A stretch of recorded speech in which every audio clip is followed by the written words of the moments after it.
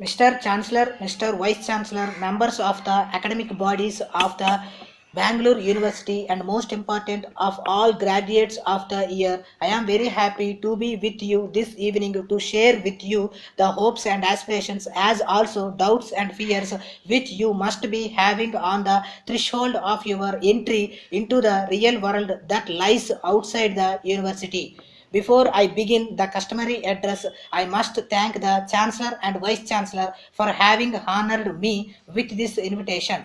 I feel particularly gratified for I am now a local man and a permanent resident of Bangalore city. I hope that my young friends, the fresh graduates of the year, will forgive me for depriving them of the opportunity to hear an outside speaker. I trust they will bear with me in what I shall try to make short address.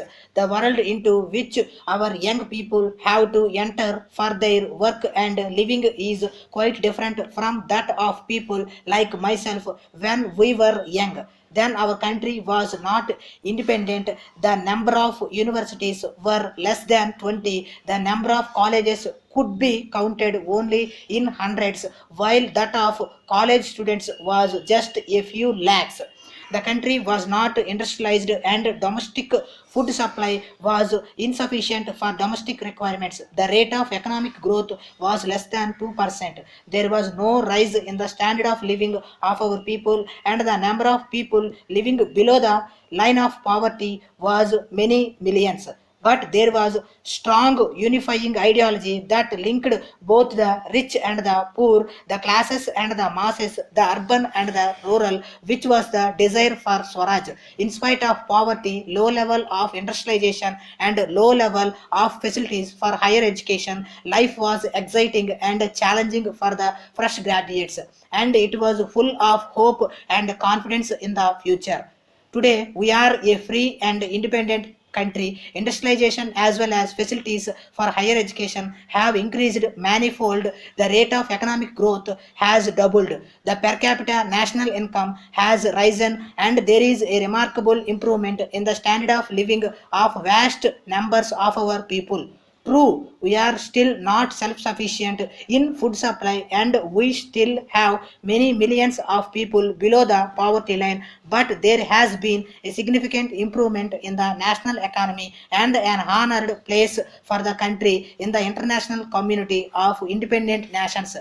The new world in which our fresh graduates will be entering should therefore be full of opportunities, more exciting and challenging, full of hope and confidence than what people like myself experienced when we were young.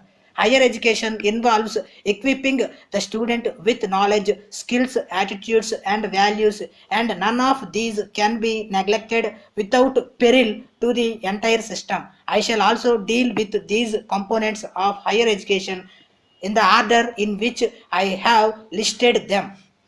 A question of knowledge is accepted by everybody as a basic component of higher education. We have to take cognizance of the fact that knowledge is dynamic and so is the world outside where we seek to apply our knowledge. At the same time, it is just not possible to transfer all the knowledge we have to the student, while it is obviously impossible to transfer knowledge that is still to be born. Under the circumstances, the educational technology we employ should not only be directed towards creating in the student the inclination and capacity to acquire additional knowledge and keep himself up to date in his chosen field. Education is at least as important as defense. I would say more important, because while defense is needed for survival, education is needed not only for survival but also for growth and development. It has long been the complaint that the educated man in India shuns manual work, thinks it is beneath his dignity to undertake it, and believes that this should be done by illiterate persons, or at any rate by persons having educational attainment below the collegiate standard. In a country like India, where the vast majority of the people live by manual labor. This attitude tends to widen the existing gulf between the small minority of those who have received higher education and the majority who have not. The scant respect for manual labor and the disinclination to undertake it on the part of persons who have received higher education seem to be a special attribute of the Indian way of life.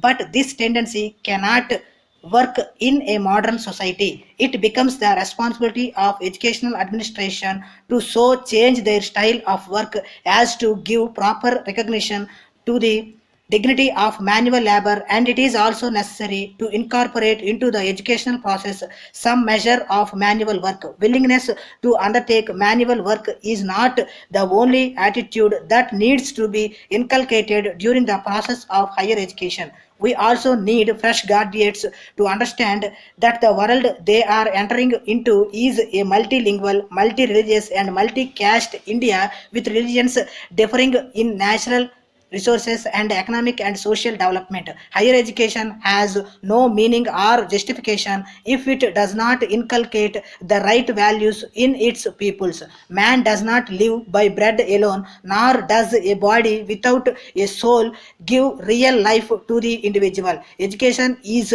not just an instrument for the promotion of material welfare, nor for knowing the art of living in society. It has to give the individual an awareness of the potential of his personality and the possibilities it offers for his rising in the scale of truth, beauty, and goodness, and fulfilling himself in dedication to God and service of man. It is the task of higher education to see that those who pass through the portals of the universities get imbued with the right values during their educational training. I must apologize to the distinguished assembly and especially to the young graduates for my lengthy address. Here I am speaking as an educationist, and my theme has been how to remold higher education so as to enable those who receive it to face the challenges of life outside the universities.